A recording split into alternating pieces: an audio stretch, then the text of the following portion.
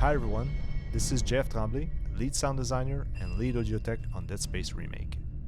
Today, we will be showing some of the technical improvements we have made for the remake. Later in this video, we will have Dominiuk, technical sound designer, and Diego Merayo, senior audio programmer, showing you in-game example, comparing between DS1 and the remake, as well as going over the technical implementation behind the scene. But before going to the details, I would take a bit of time to go over some of the basic audio concepts we will be referring in this video.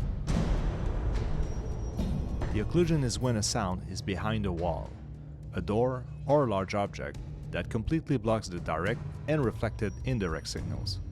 In this example, the sound cannot reach the listener, so we say that the sound is completely occluded or blocked. In Dead Space, most walls are thick metal, so if the sounds are outside the room and the door is closed, so any exterior sounds would be silenced. In other cases, we will have glass windows on which we can tell the system to let through a little bit of the sound. So the result would be a muffled, filtered direct signal and a muffled indirect diffuse signal. For the obstruction, the difference is that some of the signal could potentially reach the listener. In this example, the sound is behind an object or wall, but some indirect signal could reach the listener by bending around the corners of the object or by being reflected on the walls. The result will be a muffled direct signal and clear unfiltered indirect signal. The portals. We refer to portals as volumes we place on doors or placed at specific locations in the levels. And at runtime, the occlusion node made by Diego selects the most logical portal to play the sound from. Along with sending the corrected position, it also sends the correct path distance for the sound to reach the listener. The result is a more accurate sound positioning and distance attenuation and filtering. Alright, let's now listen to how these concepts applies in the context of the game. Let's start with reminding ourselves what the original Dead Space sounded like. Looking at the headbanger corridor, you can hear as soon as the door opens, the sound is coming from the right side of the screen. The sound should realistically be traveling down the corridor to Isaac, but standing here, you can actually hear the sound coming through the wall. As we come around the corner, you will notice minimal audible changes to the sound position and obstruction. In the remake, there will be much more noticeable mix changes when standing here and the sound is not obstructed, to when I move around the corner and the sound is actually blocked.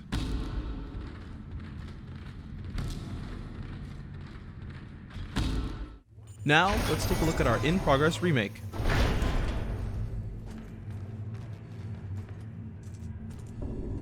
You can hear the sound is now coming from the left, at the end of the corridor. The orange boxes you are seeing are portals we placed in the level, and the lines between them are the path the sound is traveling to get to Isaac.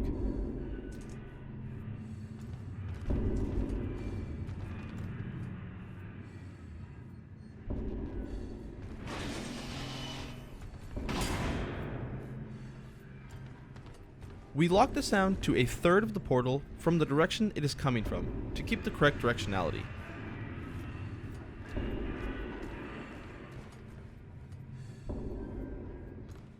We also use this same system for sound passing through to an attached room.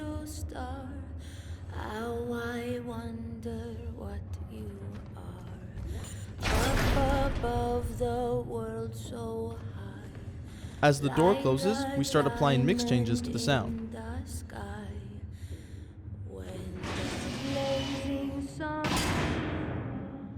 When the door is fully closed, we move the sound source to the window and apply even heavier mix changes.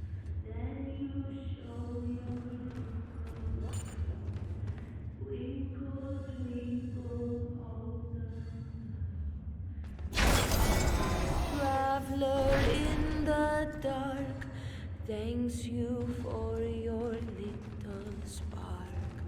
He could not see which way to go if you did not wink. Twinkle, twinkle, little star, how I wonder what you are. Up above the world so like a diamond in the sky. When the blaze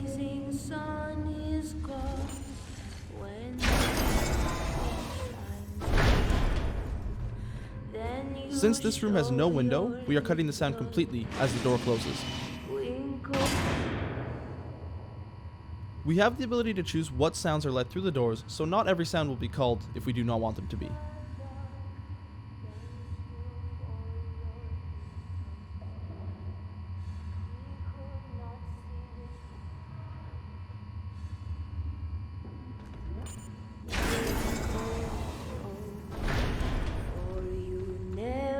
Shut your eye till the sun is in the sky.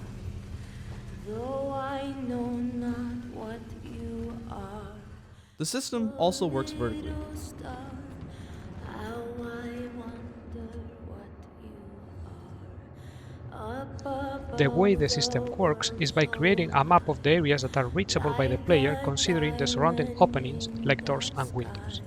Then, when a new sound starts playing, we can check in the map we have previously generated if the sound is audible and what is the shortest path to Isaac. We update this map at regular intervals but much less often than the sounds themselves, because it's expensive and its data does not change very often. But having this information allows us to calculate a more physically accurate position of the sound very quickly.